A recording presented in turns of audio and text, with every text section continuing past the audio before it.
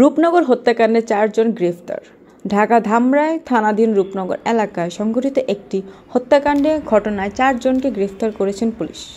Savar circle ASP Shahinur এক press বিজ্ঞপ্তিতে জানিয়েছেন, 25 আগস্ট 2025 তারিখ সন্ধ্যায় প্রায় 7টার দিকে ধামরাই রূপনগর বুড়ির ব্রিজের কাছ থেকে অভিযান চালিয়ে এই 4 জনকে আটক করা হয়েছে। গ্রেফতারকৃতরা হলেন রাজশাহীর মোহাম্মদ ফজলুর রহমান 35, টাঙ্গাইল জেলার হাফিজুর ইসলাম 40, ঢাকা সাভারের হাসান হোসেন 34 এবং ফরিদপুর সোহেল আলী 30। পুলিশ জানান, হত্যাকাণ্ডের ঘটনায় তাদের সম্পৃক্ততার প্রমাণ পাওয়া গেছে। প্রেস বিজ্ঞপ্তিতে বলা হয়, ঘটনাস্থলে পরিদর্শন, গোয়েন্দা তথ্য ও প্রযুক্তির সহায়তায় তাদের শনাক্ত করে গ্রেফতার করা হয়েছে। হত্যাকাণ্ডটি পরিকল্পিতভাবে সংঘটিত হয়েছে বলে ধারণা করছেন পুলিশ। গ্রেফতারকৃত প্রাথমিক জিজ্ঞাসাবাদ চলেছে এবং মামলাটির ইতিমধ্যেই ধামরাই থানায় রুজু করা হয়েছে। ঘটনাটির সঙ্গে জড়িত অন্য কেউ থাকলে তাদেরকেও শনাক্ত করে গ্রেফতার চেষ্টা চলছে বলে জানান পুলিশ। আমরা অনেকগুলো গাড়ি টাড়ি চেক করা অবস্থায় আমরা ওখান থেকে 4 জনকে গ্রেফতার করতে সক্ষম হই। তো 4 জনের মধ্যে হলো রাকিব, হোসেন আলী, শাহিন মিয়া এবং মজনু। তো এরা এই এলাকায় বিভিন্ন দিন ধরে ছিনতাই করে আসছিল। তো আমরা প্রাথমিকভাবেই ধারণা করেছিলাম যে এরা ছিনতাই করার জন্য উদ্দেশ্যেই তার কাছ থেকে তাদের 2 জনকে ছুরিয়াঘাত করেছে এবং একজনের অবস্থা খুবই গুরুতর, মফিজুলের। তো যাই হোক, আমরা তাদের ধরার পরে আজকে তাদেরকে ব্যাপকভাবে জিজ্ঞাসা করি।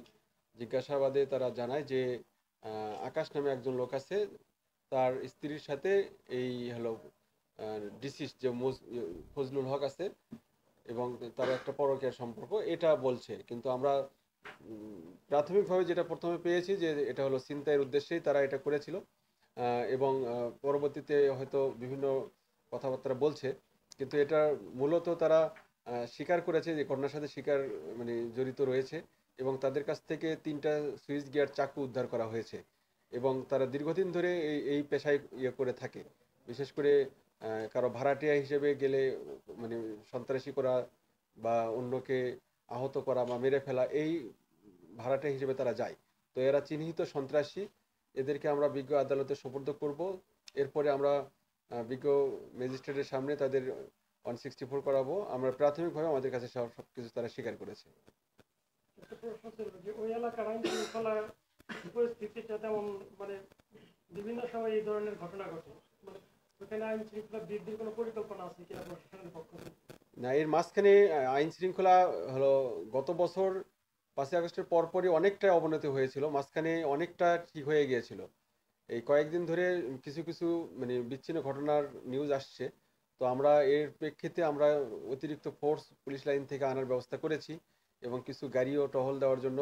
এবং আমরা আশাবাদী যে আমাদের বিশেষ করে গোয়েন্দা টিম তারা থাকবে, বিশেষ মহিলা বেশে ছদ্মবেশে থাকবে। তারা ছদ্মবেশে তারা বিভিন্ন জায়গাতে রিকশায় যাবে বা ভ্যানে করে যাবে, হলো গহনা পরে যাবে, কিন্তু পুরুষ থাকবে। এরকম করে আমরা কিছু ছদ্মবেশের আমরা আজ থেকে আমরা এটা বাস্তবায়ন করব। আমরা আশাবাদী যে এই টেকনিক অবলম্বন করলে আমাদের কোনো রকমের এই ধরনের ছিনতাইটা থাকবে না।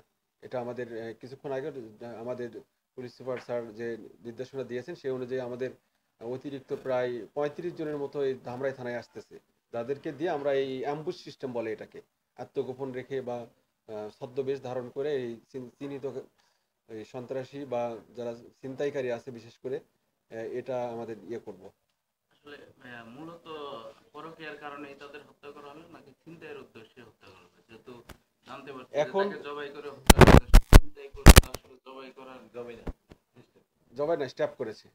হ্যাঁ, স্ট্যাপ করেছে। তারা বলছে যে পরকীয়ার কারণে বা ওর স্ত্রীর সাথে, যদি পরকীয়া করতো তাহলে তো সে উপস্থিত থাকতো, কিন্তু আমরা ধরে নিচ্ছি যে এই উদ্দেশ্যে। কিন্তু আমরা তাৎক্ষণিকভাবে ধরতে পেরেছি। ধরার পরে পরবর্তীতে জিজ্ঞাসা করার পর আজকে আমরা দুপুর 12টায় আমরা তাকে গ্রেপ্তার দেখানো হয়েছে তাদেরকে। ধন্যবাদ।